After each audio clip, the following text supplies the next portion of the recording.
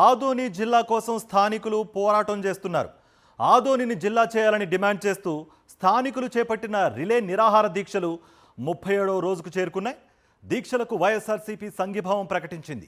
5 నియోజకవర్గాలకు చెందిన వైఎస్ఆర్సీపీ నాయకులు దీక్షలో పాల్గొంటున్నారు.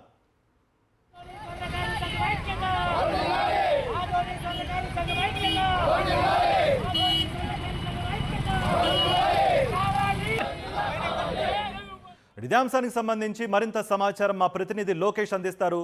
లోకేష్, ఆదోనిని జిల్లాగా కన్సిడర్ చేయాలి అంటూ అక్కడ స్థానికులు ఆందోళన చేస్తున్నట్టుగా కూడా తెలుస్తోంది. మరి మీ దగ్గర ఎటువంటి సమాచారం ఉంది?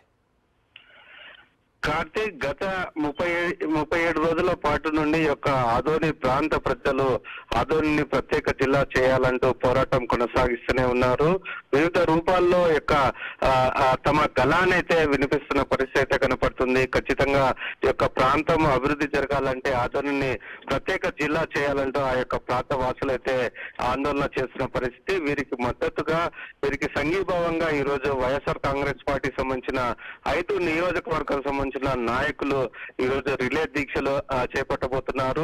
ఏదైతే యొక్క ప్రాంతవాసుల యొక్క మనోభావాలను గుర్తించకుండా ఇప్పటిదాకా యొక్క కూటమి ప్రభుత్వము ఆదోనిని ప్రత్యేక జిల్లా ప్రకటించకపోవడంతో ఈ యొక్క ఆందోళనని ఉధృతం చేస్తున్న పరిస్థితి కనపడుతుంది. ఈ నేపథ్యంలో వైఎస్ఆర్ కాంగ్రెస్ పార్టీ నాయకులు కూడా ఈ యొక్క ప్రాంతవాసులకు అండగా నిలబడి ఈ రోజు రిలే దీక్షలకు కొనసాగించే పరిస్థితి కనపడుతుంది.